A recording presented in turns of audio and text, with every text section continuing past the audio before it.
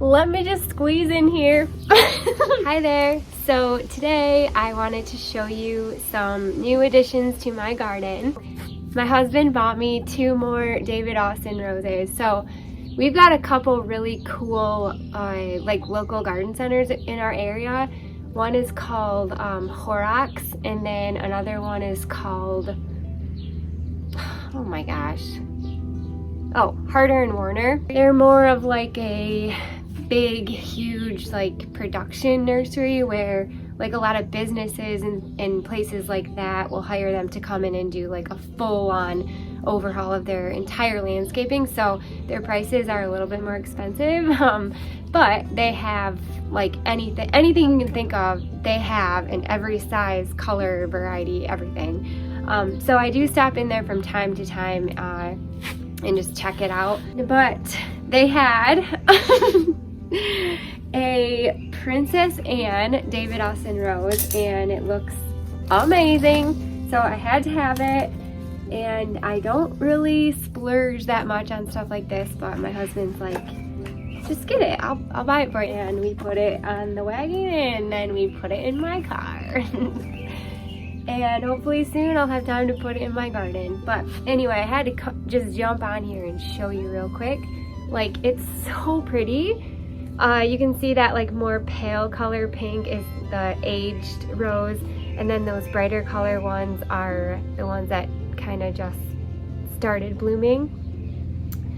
And oh gosh, look at how pretty.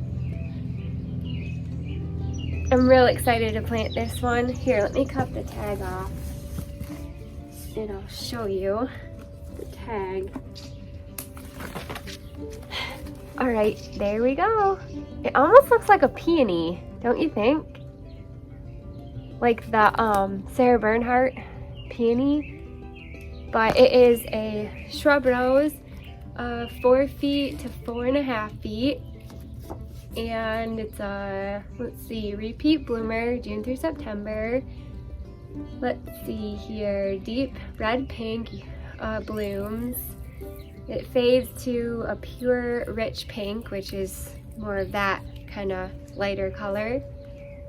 What else does it say? Just gives some planting instructions. It's great for rose hedges, shady areas, which is nice. Maybe I'll put it, I'm working on, when I have time, making a rose garden, but there's like a shadier version down in my gully that it kind of is going to attach to the rose garden, so maybe I'll put it in there. Anyway, mixed borders, pots, containers. Oh, I could put it in a container.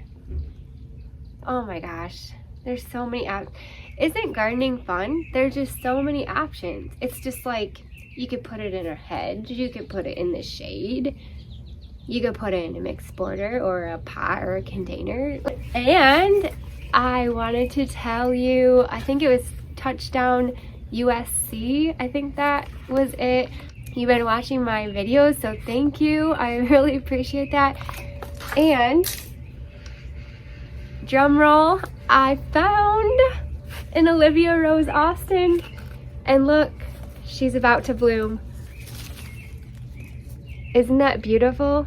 Oh my gosh. So this one I found at our other store that we have around here. It's called Horrocks, and I love this store. It's something, it might just be like a Michigan thing. I'm not really sure actually, but I wanted to show you this because I know you've been rooting for me to find one of these babies, and I did. So thank you. All of your thoughts and maybe prayers for me worked. But anyway, let me cut the tag off and I'll show you. Oh goodness. This one is so precious. Look at the colors on that. That also kind of looks like a peony actually. Isn't that pretty? So this one, 4.5 feet tall to 3.5 feet wide. Let's see here. Same situation.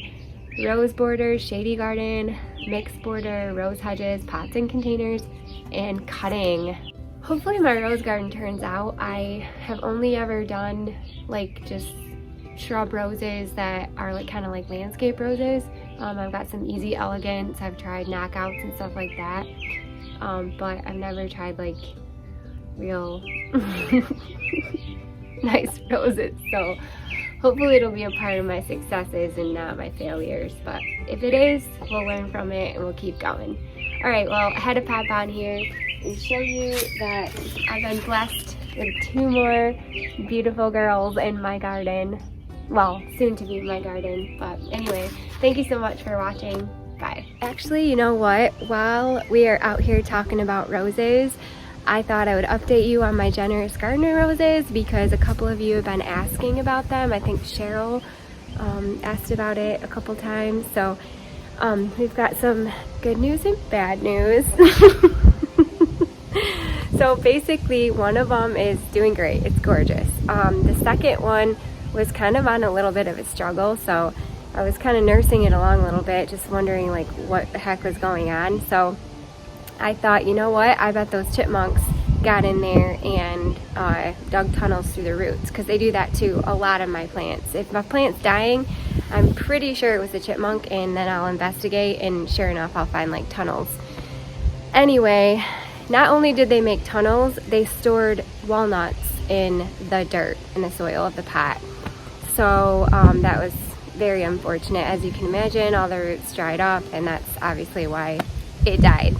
So yeah, I have tons of walnut trees around here, and we have a huge chipmunk situation. We have chipmunks, squirrels, bunnies, raccoons, deers, like you name it, we have it here. And if it likes to eat plants, this is a great place to live. So I just have to be careful. But anyway, we do have a survivor. Yes, this is my one surviving Generous Gardener. It looks gorgeous. I'm sure the other one would probably look just as nice if the chipmunks didn't hide their nuts in the soil.